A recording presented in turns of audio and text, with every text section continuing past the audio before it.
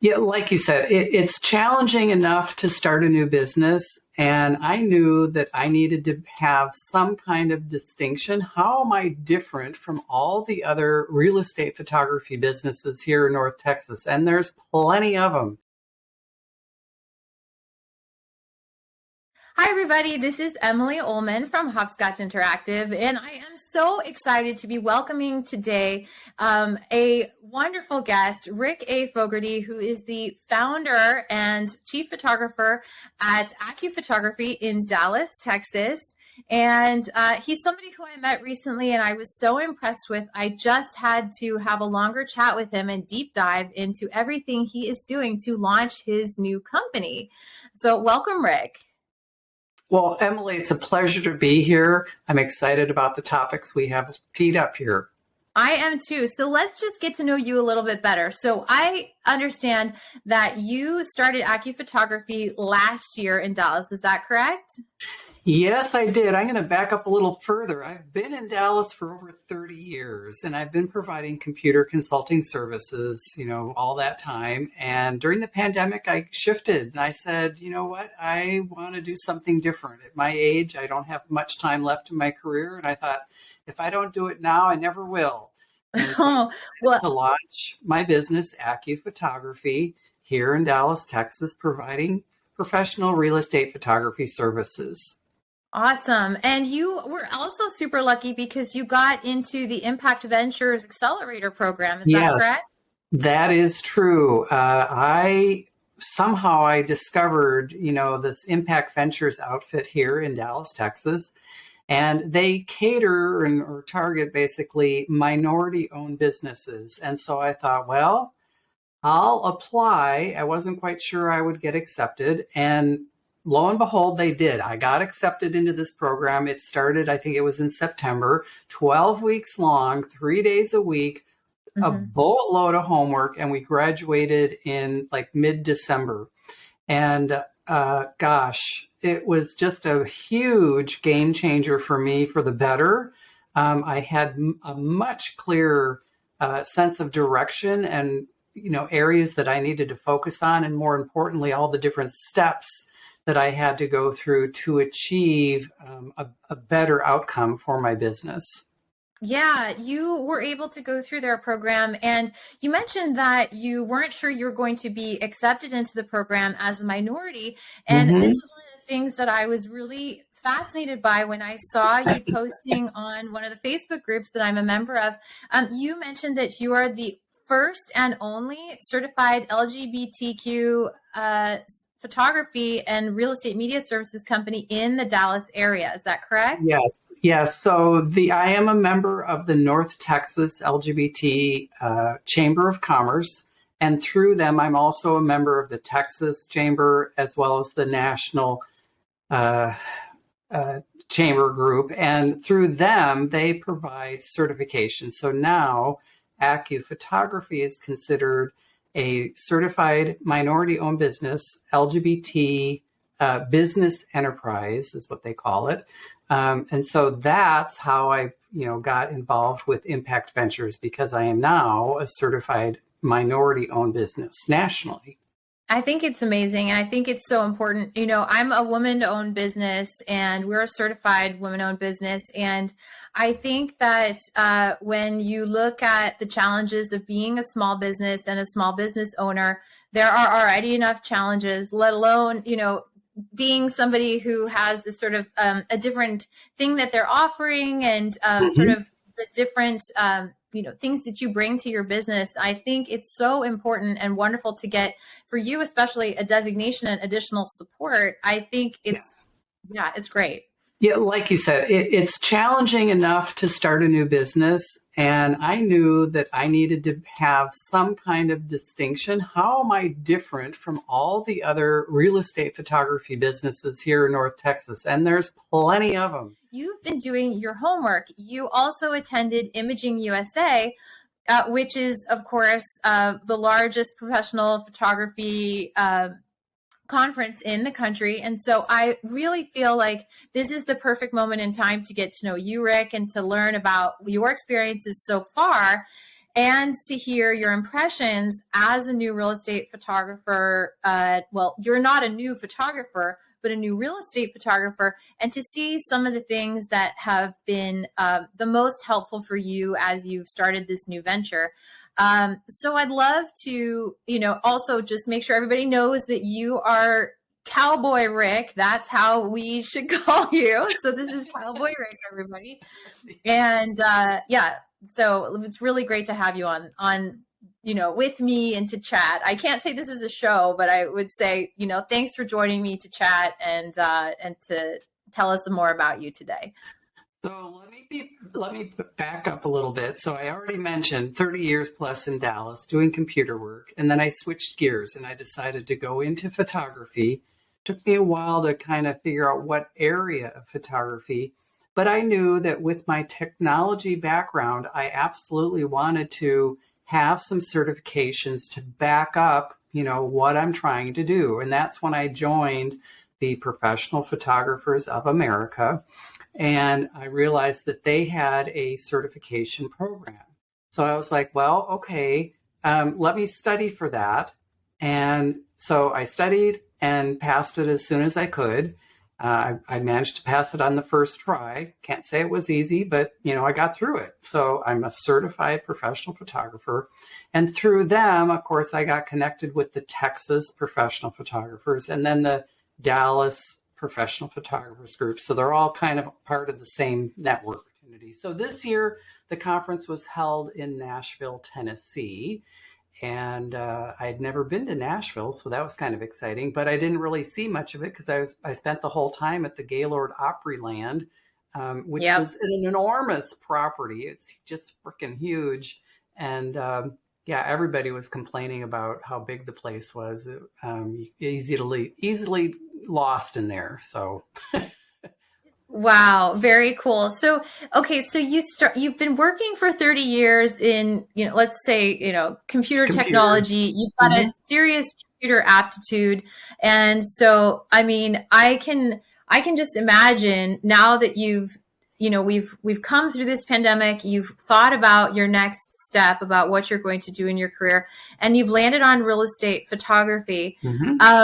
What have been some of your, I would say, initial learnings as somebody just launching your business and trying to figure out what services to offer? Are you more of a person who, researches everything first, or do you just dive in and figure out what people want? What's your business strategy? When I first got started, I just spent pretty much all my time on YouTube and reading blog posts and just absorbing as much as I could. And I quickly realized that when you start a new business, once you officially start taking customers on, you'll never have the time to go back and figure it out. And so I thought, I want to make sure that I have a really good, solid foundation put in place before I really start taking on customers. And financially, that was hard to do, but I was in a position where I could do that. So I spent a great deal of time not only looking at the craft and skills for photography and video and drone, but and all the 3D stuff for virtual tours and floor plans and all the rest of it. But I was also looking at it from the perspective of a business. My goal was to never have the business set up where it was just me, myself, and I. It's not a sole proprietorship. Eventually, my long-term goal is to have other photographers and a staff working with me and maybe opening in some other cities, in Texas for sure. Houston and Austin would be amazing. And if things go really well, I might open some offices in other cities around the country, but that's way down the road. But I'm really focused on now. And then that's why the Impact Ventures Business Accelerator Program was such an amazing opportunity for me, because up until that point, I was kind of running around in circles trying to figure things out. And I didn't have a really clear path. I mean, yes, there were all kinds of opportunities for like, start your own real estate photography business and it's only $99 and you can learn all the things and they'll teach you the technical aspects of it, but it wasn't necessarily the business pieces. And those were the things that I really wanted to make sure that I had in place. And So is Impact Venture something that anybody could apply for, or is it just in Dallas? It is a program primarily for North Texas, but I got to tell you, in that class, we had about 20 people. One of them was from, I believe it was New Mexico. And then there was another gentleman from the East Coast and then someone else from Austin. So it's not exclusive to North Texas, but they do, I think, kind of lean more toward North Texas. And they do ask that for the graduation that the people do show up in person, but they will help fund your travel and hotel and whatnot. So that works out okay.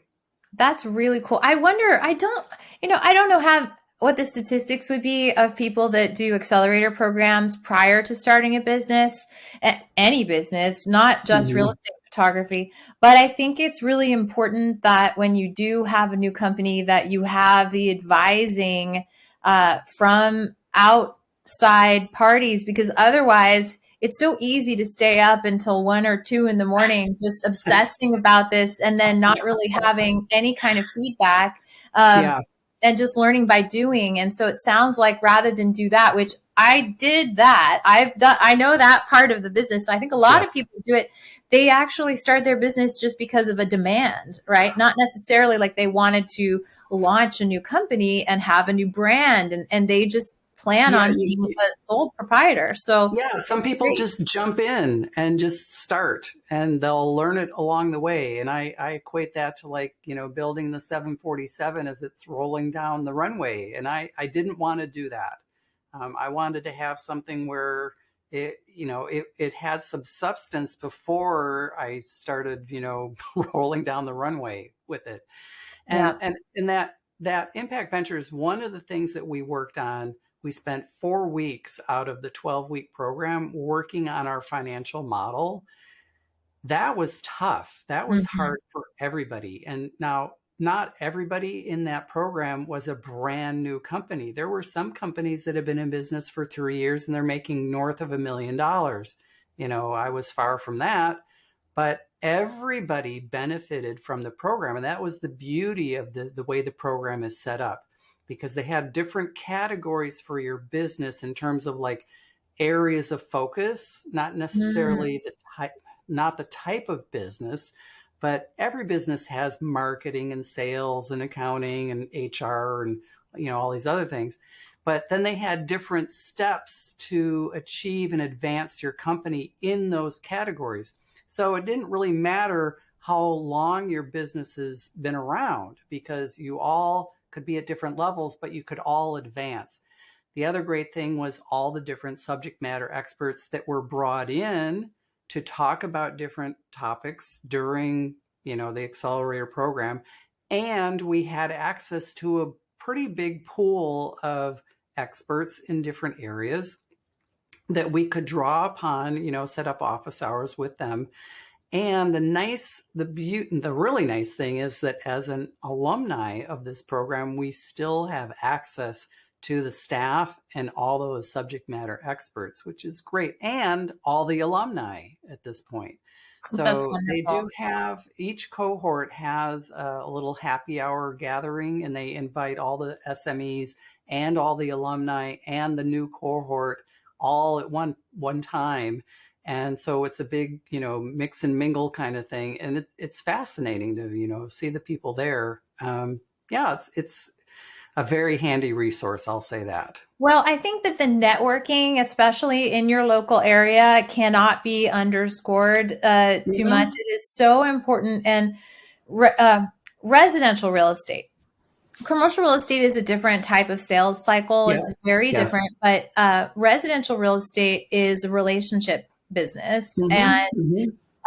So did you find that, did it feel like you were attending a Chamber of Commerce thing where you just felt like it was pretty random? Or I guess it was a little different because you had more of a warm introduction to everybody that you met and they were there trying to help you. Well, it was different. I will say that because everybody there is pretty much a minority owned business or somebody that wants to help support a minority owned business. Mm-hmm. And so for the most part, I'll be honest, there were not a lot of LGBT people attending the event. There were some, but I wasn't really seeking, those people. I was more interested in finding out, what are they doing? How can I help them? How can they help me? And, that worked out great. That's awesome. And you also have that leadership, I think, innately. You managed, what was it, it was a larger team when you were working at your previous job and your previous career, but Mm-hmm. you have experiencing in managing others. Well, not managing others, but working with really large teams. I've always been involved with large consulting companies here in Dallas, and I've worked with multinational corporations in a lot of different industries, transportation and banking and healthcare and insurance, and the list goes on and on. But working with a really large group of people, I'm used to things moving really fast. And then all of a sudden I'm working by myself and things move extremely slow. And so Mm. that Huh. took a while for me to get used to. Yeah. I remember the day I had to celebrate, oh yay, I opened my business checking account. And it took 2.5 hours. And when I was working on a team with 100 plus people, stuff like that, there were just a whole list of things that you would get done in one day. And, Mhm. it is different when Well, you're this operating by yourself. it's true. I think productivity, and especially when you work from home, initially, or if you have a home office, I think that productivity is really hard because, life does get in the way of things. And it is hard when you feel like you have to constantly switch hats. You're not able Yeah. to just say, today I'm going to be an accountant. You actually have Hmm. to you have to be the scheduler. You have to be the marketer. You have Yep. to be the bookkeeper. Um, Hmm. so those things, those roles, in my experience now, Hopscotch, as you know, is like we're set in our 8th year right now, and so I do have a small team. I've gone through those growing pains, and Yeah. I think that uh, the challenge never really ends. Though it just becomes a different challenge because Yeah. yes, we do have people that handle scheduling and handle accounting and those different divisions, if you Hmm. will, start to be things that you do take off your plate. But I think it's really wise. And for anybody who's watching this and who is starting their own business, I would 100% agree that getting the systems in place, and I've said this on, in other talks before, Hmm. but getting the systems in place and having that mentality that your business will be big one day is really important at the very beginning. So you don't do things that are later impossible to scale. Yes, and I would agree with that. Having the systems in place is great. Being able to delegate the work as you grow is going to be extremely helpful. And we talked before with the recording here, but I'm interviewing a co-founder. That's extremely important to be able to have a co-founder when you have a small business. If you try to bring in outside investors, one of the things they say is, do you have a co-founder? And if you don't, it's harder to get that outside funding. But if you Mm-hmm. have a co-founder, it will be easier. And of course, with two people, things will move twice as fast. And Yeah, I I've certainly look heard. forward to that. So, Yeah, totally. I've heard that. I think that it depends on the business model and mhm. what is the lifestyle that you want. Yep. And so I think that those things really inform how you structure the business. Um, I am curious because you did go to this conference as a Yes. step in your education, and Hmm. that what were the dates again? It was at the end of January. Is that right? I went through January 20th through the 25th. Okay, so you were there for 5 days. Is that Hmm. correct? Yes. And this is another one of those deep dives where you're going into a space where it's all photographers, or it's Thousands, all thousands of thousands of photographers. photographers and thousands of, probably, or maybe not thousands, but hundreds of vendors that Yes. are all specialists in your area of Yeah. your business. Wow. Like, what did you think? I mean, I think, and I'm going to show some of the footage of the Hmm. wonderful photographs that you took, but I think some of them were like, you're exactly where you need to be. And a lot of positive affirmations for you coming into that conference.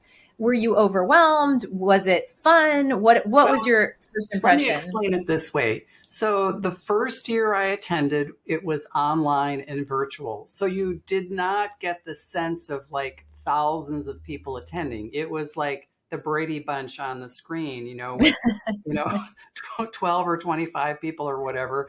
And, Yeah. it's kind of like, and there might be multiple pages of that, but you didn't get the sense of like thousands of people around you all busy, attending all these workshops. So that happened the first year I attended in person, which was at National Harbor.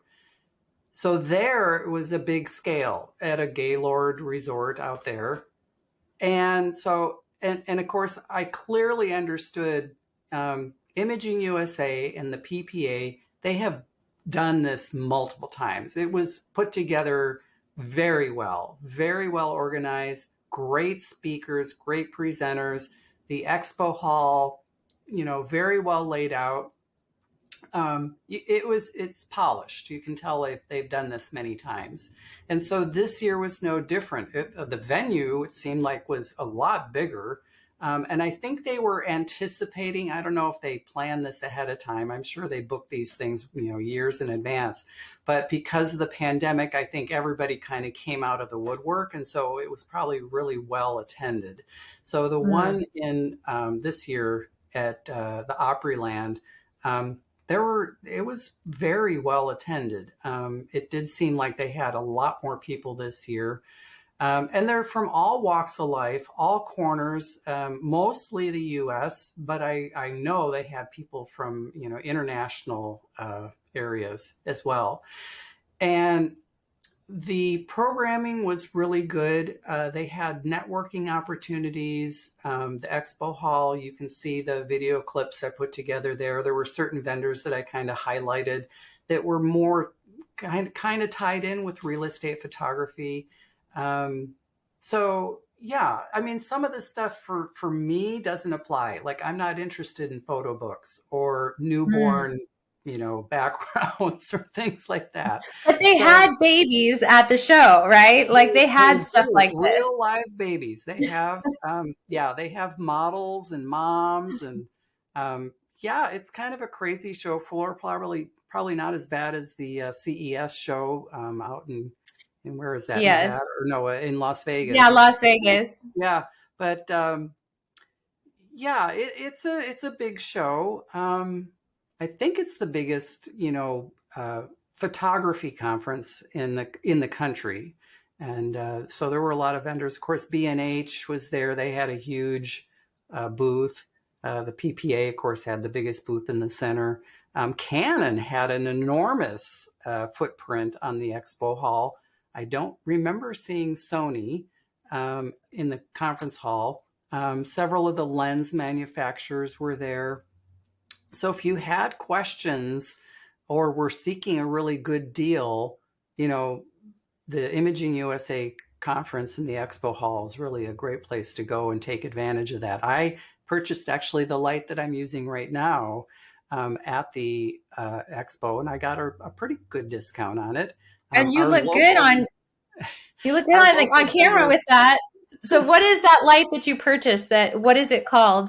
So it's by Aperture. The model is called Amaran 60X. So it's Mm-hmm. bicolor. So you can have, cold or warm lighting. You can adjust it anywhere in between. And the nice thing is they have an amazing little app on your cell phone. So you can adjust the light, temperature, brightness on the app. And the nice thing is it will work with any of the lights from Aperture. Mm. And So if I wanted to have like background lighting, like I have over my shoulder, I can adjust that. So yeah, it's a nice family of products, and they have excellent reviews. Yeah. And then the softbox was not by Aperture, but I looked at a whole bunch of different softboxes again online and on YouTube, and I quickly realized that the softboxes that have like the tent poles that are made out of fiberglass, Hmm. it takes a long time to set those up and tear them down, and so it's not real fast to if you want to bring them on site. If it's a permanent installation, like in a studio, Right. they're fine. But if you have to go like real estate photography, if you're doing a video or you need the lighting for some reason, setting it up and down quickly would be important. Hmm. And I realized the one that I got was by what is it called? Glow. Let me look real quick here. Sure. It's a it's called Easy Lock, and it's like a 36-inch. It's eight, one, two, three, four, yeah, six sided. So it's an octabox, I guess.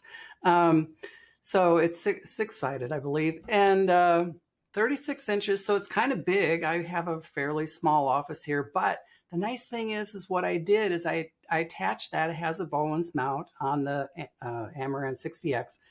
And then I have two boom arms attached to the wall. So I don't have my office full of these C-stands that I'm tripping over.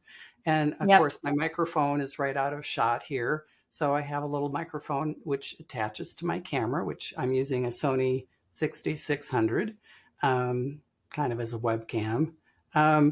But yeah, I love this. And then I have the lighting in the background. So it all looks really good. And I just figured if I have to start, recording a whole bunch of YouTube videos for my YouTube channel, someday, at least I have the setup for it now. Yeah, I think that's awesome. So, did you have any? So, are you? Let's see. Are you using Are you using Sony, for example, for Mhm. your photography? Is that your primary Yes. brand so So far? I have two primary cameras. The first one I've already mentioned. The other one is it's a fairly new, the Sony A7R4A. They had a revision to it, so it's the A revision, I guess. Has an enormous sensor on it, and so the files that it produces are just huge. Mm-hmm. So I have a great big hard drive that I have all of the images on. Of course, I shoot all of them raw, and then I have something that backs up the hard drive every week on the weekends. So all that stuff, gets moved off to the cloud, so I don't have to worry about it. Because of course, no matter where you are, there's disasters, and here in Texas we have primarily tornadoes, and so I know we've had quite a few over the past few years, and I just thought, well, I'll just back them up to the cloud, and then I don't have to worry about it. So Yeah, we use. I've used Backblaze for a really long yes, I time. hear that's very popular. The Yeah. package I use is actually called, where is it? I think it's just called iDrive. Let me double check that. Where is it? You're going to have to edit part of this out. That's okay.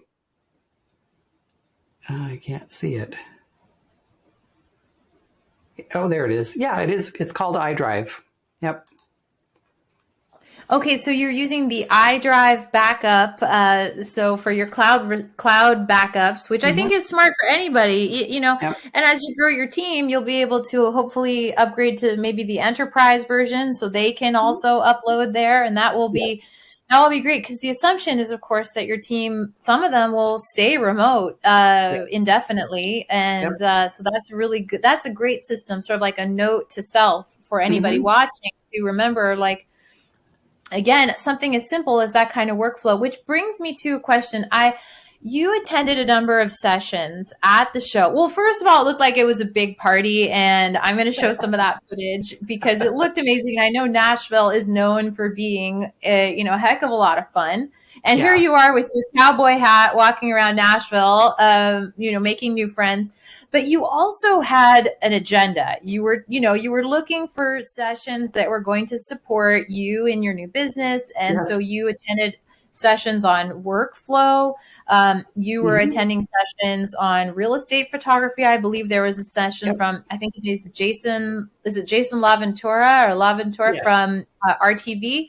Yes. Talk to me about the ones that you attended in person. I'm just curious to hear, the expo floor sounds like it would be really dangerous, like a very dangerous place for me because I You would have want to to know buy your everything. budget. Right, right. Like I would be me in the Canon booth. It would be all over. But if you are at the sessions, you're really just there to absorb and learn. What Yes. were some of the things that were the best takeaways from those people, and what So did you learn? let me start with Jason. When he was a substitute, sort of about a week before the conference, because the other speaker had to bail for some reason. And so Jason was brought in as an option. And of course, he is with Real Tour Vision, RTV, based out of Michigan. And I was sort of familiar with his package. And I thought, well, I looked at the other options. I thought, oh, I'll just stay with this. So I went. It was a pre-conference session for 3 hours. So part of me, I'll have to be honest, I thought, oh, this is going to be a 3-hour sales pitch. And Yeah. to my delight, it really wasn't, sort of. But Tell me about that because I don't work with RTVs, so I don't know much about them. But maybe you can tell me kind of what you were hoping to get, and then what you got. So I do not have a real estate photography system in place for real estate. So I wanted to have a system in place for real estate photography specifically. And so it sends out, it gives them the pricing, they do the booking, it does all the scheduling, it sends out all the notifications, it does the payment collection, and then the delivery of the assets. So whether it's the photos or videos or tours or whatever, property websites, all that stuff. So there's not many to choose from. As a matter of fact, I think there's like less than 6, and RTV is one of them. There was another one that I was leaning more toward. But I'll be honest, after the 3-hour presentation, I thought, well, maybe RTV is actually worth considering. So I'm kind of back to the drawing board. I have to really do my homework and really buckle down and try them out, compare the features, and decide which ones, that I want to end up using. But his presentation was very matter of fact. He had some great, what do I want to call them? Great tips, things to look out for, ways to kind of, do your pricing structures. He didn't offer like specific pricing guidelines because we're not supposed to do that at these conferences, but he gave examples of ways you can evaluate the pricing and kind of figure out what's best for you. He talked about the different features that packages like his offer, and maybe a little bit of why his might be better. But I was okay with that. He obviously has his own business, and yes, he wants to provide some insights on, what these packages can do, but he's also like, and maybe mine might be a good option for you, and here's why. So Mm-hmm. it's okay.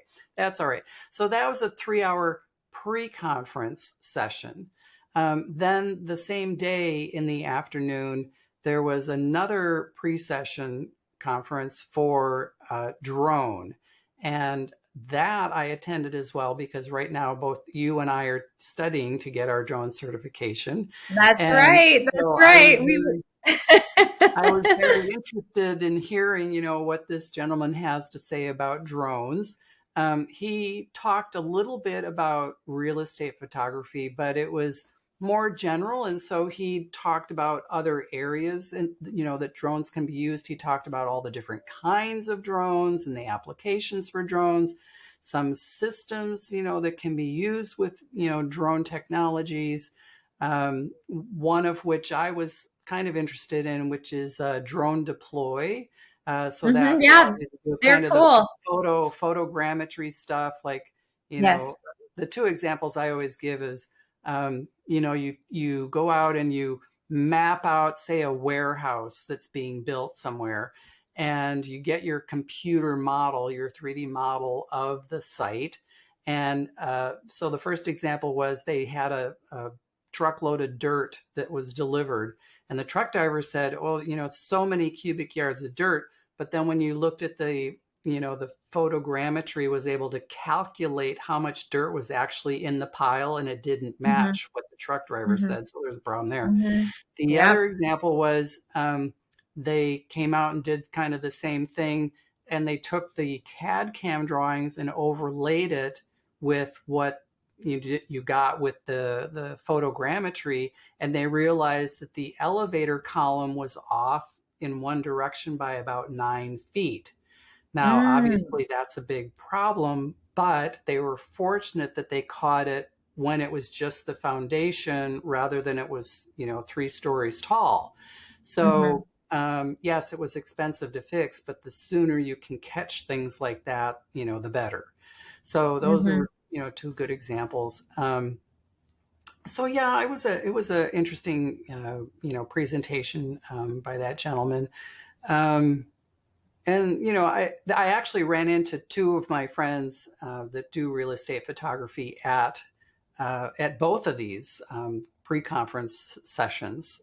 So some they were both at the presentation by Jason, and then they were both at the drone one in the afternoon, because we're both interested in both topics. Did you know about the PMRE conference in November? Did that one show up on your radar? Yeah. So I've been aware of that for 3 years, and I have a feeling if things go right this year, I will attend it. If not this year, definitely next year, because that, of course, is very geared toward real estate photography, whereas the Imaging USA is like all things photography. So they've got lots of wedding, lots of portrait, lots of photo albums, lots of different lighting equipment and camera gear, sports. I mean, you just run down the list of all different kinds of photography, and they're all there. It's like thousands of photographers. So it doesn't have a narrow focus for real estate. They do have a commercial photography kind of subgroup there. And of that, some of them do real estate. So it's kind of a small grouping. And this was, I think, the first time they've had someone on the expo floor that was specializing in real estate photography. So he had his system with RTV. That's so interesting. So this was really a departure or like an evolution for the Imaging USA conference with the PPA to be branching out a little bit more into real estate photography and catering a little bit more towards us. I can tell you, after having attended PMRE the last 2 years, and I was so fortunate, I was asked to speak last year, but I didn't really know anybody at all. Like, I knew no one. One person, one of my friends from Washington, D.C., and we are longtime Matterport scanners and Matterport photographers. So I at least had, I had a friend. But the second year, having attended just back in November, I got a lot out of it. I was there for a presentation, a keynote speech or keynote talk. And I was talking more about sort of futuristic things, or I wouldn't even call them futuristic, but more of the new media that people have been experimenting with in their real estate marketing offerings, like, augmented reality, virtual reality, artificial intelligence, NFTs. And so it was interesting because a lot of people didn't really have even any idea of how they could incorporate that into their business. Yes. And I think that that's pretty normal, because when you look at the the way that this industry evolves, and you and I both agree that like in 10 to 15 years, it's going to look vastly different than it looks today. But Mm-hmm. it's really driven by the needs of the client to have a pretty efficient product, at least on the residential real estate side.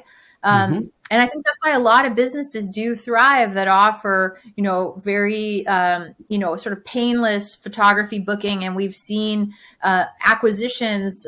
For example, VRX was just acquired by Zillow so that Zillow could fold in real estate Mm-hmm. photography services. Matterport acquired VHT last year, and they are also a sort of scaling the services model to have Mm-hmm. real photography services augment their Matterport capture services.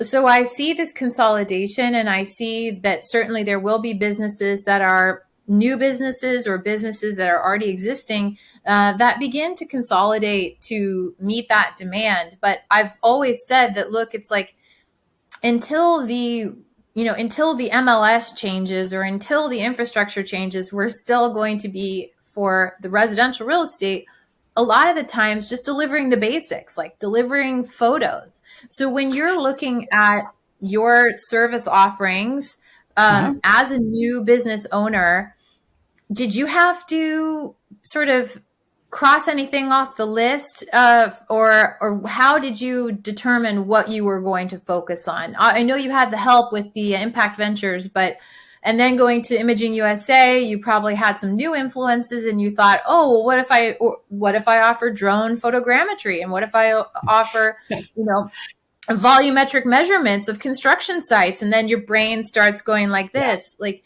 how do you I don't want to say curb your enthusiasm, but how do you keep a focus on, I'm brand new, I probably don't Mm-hmm. have that many clients and deals to reflect back upon yet and go, well, this went one way. Tell me how did you make these decisions? Start small. Have a narrow focus when you get started. You can't provide all the services out of the gate. And so you have to provide the basic services, photography for starts. And then Right. Everybody needs that. yeah, so once you have the basic pieces in place, whether it's photography, floor plans, 3D virtual tours, Matterport. There's quite a few services that we can offer. There's some more exciting ones that are newer, like the augmented reality. I talked to some realtors and they're like, well, what is that? How does that work? And so you have to educate them as Mm-hmm. to, well, if you have some potential buyers that walk into an empty home, they might have trouble visualizing what this room would look like. And you can say, well, here's an iPad that you can kind of move around the room, or hey, put on these nifty magical glasses and you can now see the room through the glasses with furniture in it. That's a game changer. Makes the huge difference because a lot of people they do not have the ability to visually see in their mind what the room looks like with the furniture. But if you can hand them a pair of glasses or an iPad or even a phone, and you can say, well, just move the phone around the room and you can see what it looks like with the furniture in it. And the realtors are like, you can do that? That's like magic. Like, game changers. And then, of course, the next Yes. question is how much does that cost? And so Uh-huh. that's the catch, because of course they want to keep their expenses as low as they can. And Right. so they it's like, well, I think I just need the photos for this property. But if Mm-hmm. it's a big expensive property, maybe they're willing to take, spend a little more and do the Matterport tour or do the drone or do, this augmented reality and try it out. Because the buyers are looking for those kinds of bells and whistles, in their package. So going back to your question, starting out, start small, which is what I plan on doing. But over time, I already have, great ideas planned. And I will be adding those over time. And I have a plan, to do that. Well, I'm so thrilled that you took the time to chat with me today about your plans, what got you to this point, some of the super exciting things that you're doing. You and I are both sort of on the same trajectory in terms of getting our drone pilot's license. So Yep. maybe we'll have to get back together and chat about how that went, taking the Part 107 test here in the near future. And in the meantime, I am super excited about AccuPhotography, about what you are offering that is unique in the Dallas market and hopefully beyond in the coming years. So if anybody wants to reach out to you, Rick, how do they get in touch with you? Two simple ways. You can go to AccuPhotography.com to find my business, or you can go to CowboyRick.com to learn about me. Awesome. So thank you, Cowboy Rick. I can't wait to get back together and chat with you soon. And I also hopefully look forward to seeing you at one of these amazing conferences in the coming year. So I wish you all the best with all this. And this is really a wonderful moment in time to get to know you and your business. And I'm just excited for all the wonderful things that will happen for you in 2023. So thank you. Well, Emily, it was a pleasure being here, and I really appreciate the opportunity, and I wish you all the best as well. Thanks, Rick. Well, good morning. Here I am at Imaging USA in Nashville, Tennessee, and they've got this place all decked out and branded for imaging with PPA, so it's going to be a fun time.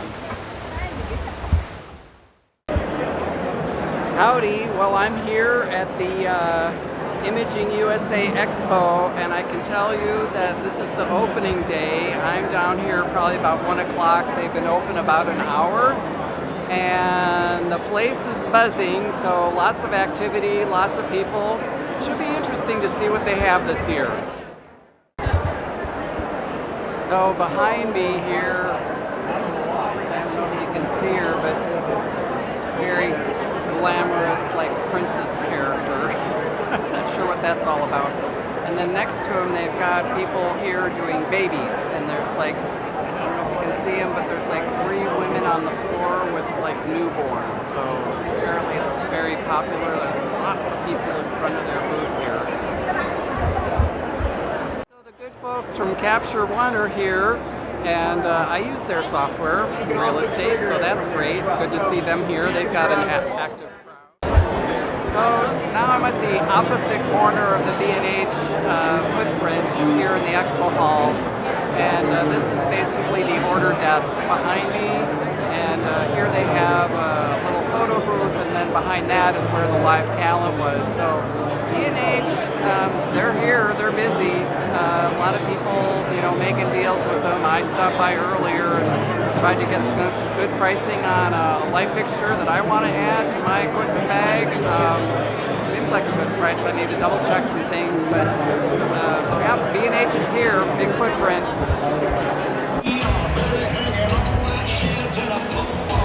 You can hear Hank clear across the next farm.